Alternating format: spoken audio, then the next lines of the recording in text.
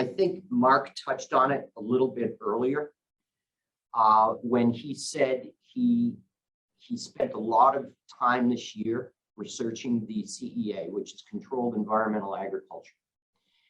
A lot of money has been funneled into that space over the last 18 months.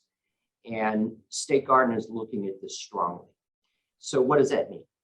The goal would be to bring our supply chain as close to our customers as possible. But we are dealing with Mother Nature, and Mother Nature dictates what you can and cannot do. There's a reason Cabernet grapes are grown in the Napa Valley and not in Boston or Vermont. Mm-hmm. Climate is perfect for them to grow there. Same reason organic salad greens are being grown in California, Arizona, Nevada, Texas, because we need to follow the sun. We're not going to grow many things here in January. But with the advent of some of this technology of greenhouse grown product, we are looking strongly at it. We have a supply agreement in place. But if I said today, I want to go to all CEA, they can't grow spinach, they can't grow arugula, they can't grow, a lot of the varieties that are in demand with the current technology. So that's one issue. The other issue is if you added up our needs and what our volume is on a weekly basis, we would need approximately $1 billion investment just to supply us. And we are a middle market player. We are not by any means the largest guy on the block.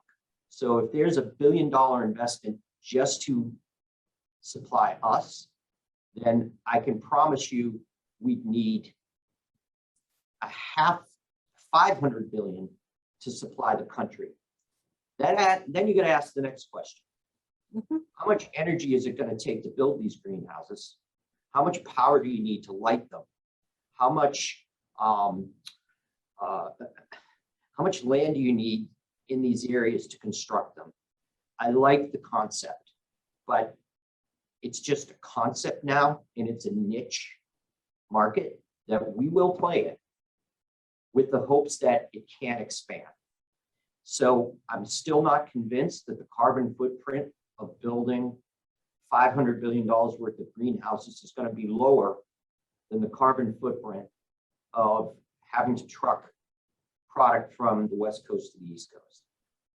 I'm also very, very hopeful with the technological advances with battery operated vehicles that perhaps trucking product via electric vehicles is probably at the end of the day going to be a more sustainable future for our business than building greenhouses up and down the East Coast.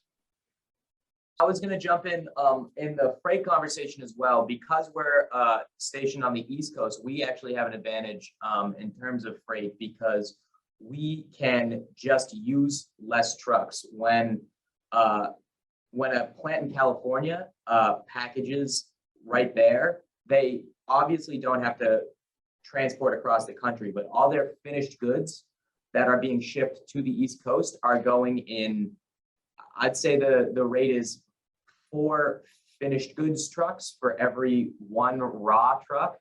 And we can take those 4 finished trucks and condense it into 1 truck of raw product that gets to our plant. So we do still have a pretty good amount of miles, I would say. I can't tell you exactly whether or not we freight more than companies out in California because I just don't know the numbers. But I know that because we're able to condense those 4 finished product trucks into that 1 raw product truck and then have those 4 trucks go out in different directions from here, which is going to be closer to the distribution centers, we are able to cut down on a significant amount of freight. I think what Mark's trying to say, and he said it very well, is we use our distance to our advantage, where companies that are shipping product from the coast in finished packages, they're getting 5,000 pounds in a truck.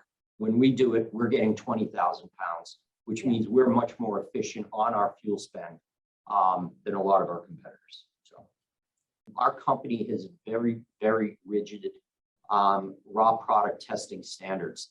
Before we receive any product, it needs to be tested at the shipping point on the West Coast for a number of pathogens: Salmonella, E. coli, Listeria, EHEC.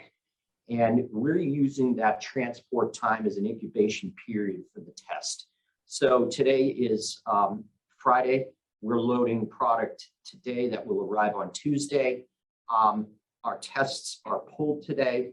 It's 48 hours before we get those results back. So the truck's in the center of the country.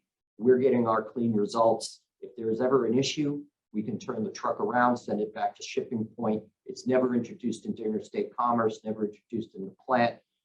We're not worrying about any cross-contamination with any of our other goods and services here. So it really does, that time lag helps us with our food efficacy program. And we've used that to our advantage as well.